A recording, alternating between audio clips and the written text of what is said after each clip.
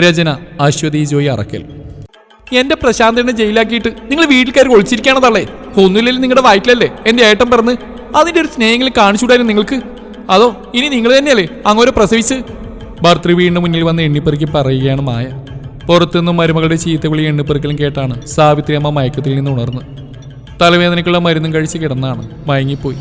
പതിയെ കട്ടിൽ നിന്ന് എഴുന്നേറ്റ് വയ്യാത്ത കാലും വലിച്ചെന്നവർ വാതിൽ തുറന്നു. അപ്പോഴേക്കും മായയുടെ ബഹളം കേട്ട് അയൽവാസികളിൽ പലരും വേലിക്കൽ സ്ഥാനം പിടിച്ചു തുടങ്ങിയിരുന്നു. നീ മുറ്റത്തുനിന്ന് ബഹളം വെച്ച് നാട്ടുകാരെ കൂട്ടാതെ ഇങ്ങകത്തേക്ക് കയറിയിരിക്കുമായി സാവിത്രിയമ്മ മരുമകളോടായി പറഞ്ഞു. ഓ, നാട്ടുകാർ കേൾക്കും, നിങ്ങൾക്ക് നാണക്കേടായിരിക്കുമല്ലേ? കേൾക്കട്ടെ, എല്ലാവരും കേൾക്കട്ടെ നിങ്ങളുടെ മഹത്വം. സ്വന്തം മോനെ ജയിലാക്കിയിട്ട് ഇപ്പൊ നാട്ടുകാർ കേൾക്കുന്നതാണോ അവർക്ക് കുറച്ചില്? നിങ്ങളുടെ വയറ്റിലല്ലേ തള്ളേ എന്റെ പ്രശാന്തന് ജനിച്ച്, എന്നിട്ട് അങ്ങോട്ട് ഇങ്ങനെ ചെയ്യാൻ നിങ്ങൾക്ക് എങ്ങനെ തോന്നി? മായ വാശിയോട് ചോദിച്ചു. മായ, ഞാൻ കേസ് കൊടുത്തെന്നും പറഞ്ഞ് ബഹളം വെക്കുന്ന നീ അതിന്റെ കാരണം എന്താണെന്ന് അന്വേഷിച്ചിരുന്നോ? സാവിത്രിയമ്മ ശാന്തത കൈവിടാതെ മായയോട് തിരക്കി.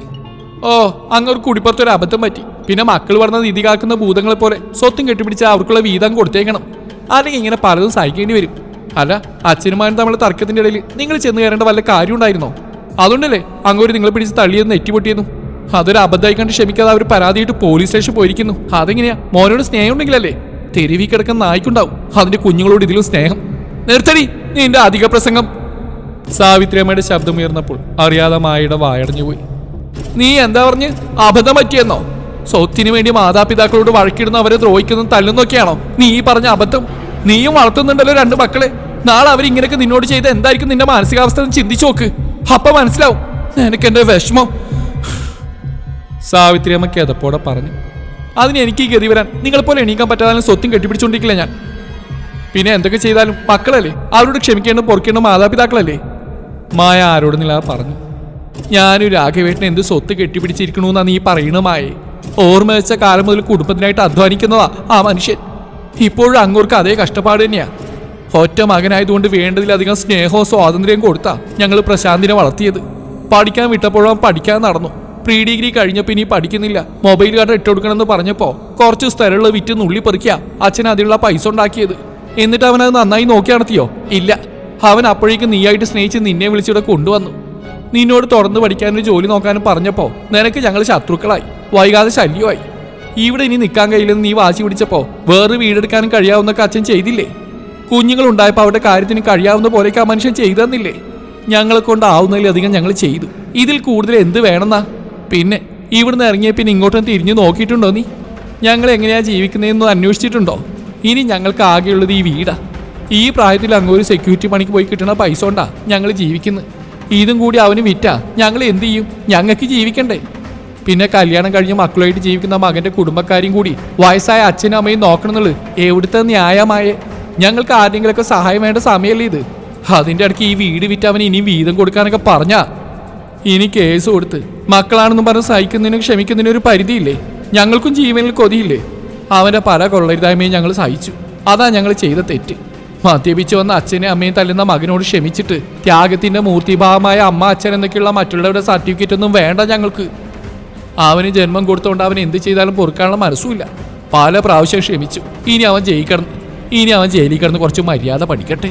പിന്നെ നീ കുഞ്ഞുങ്ങളായിട്ട് ഇവിടെ നിൽക്കുന്നതിന് ഞങ്ങൾക്ക് യാതൊരു എതിർപ്പുമില്ല.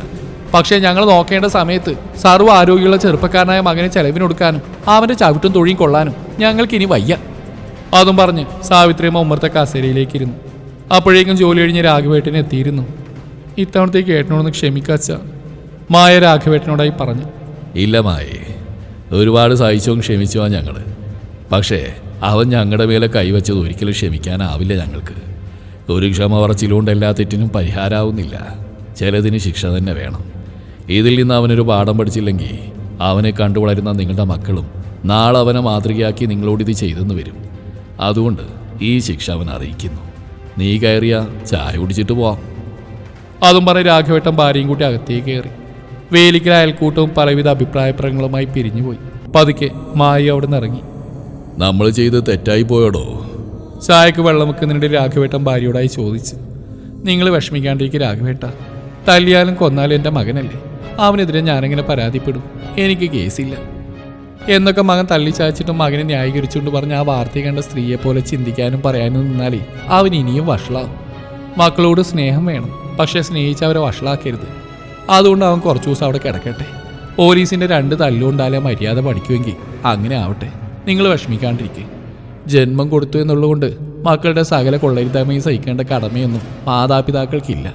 സാവിത്രിയമ്മ ന്യായം പറഞ്ഞപ്പോൾ രാഘവേട്ടനും അത് ശരിവെച്ച്.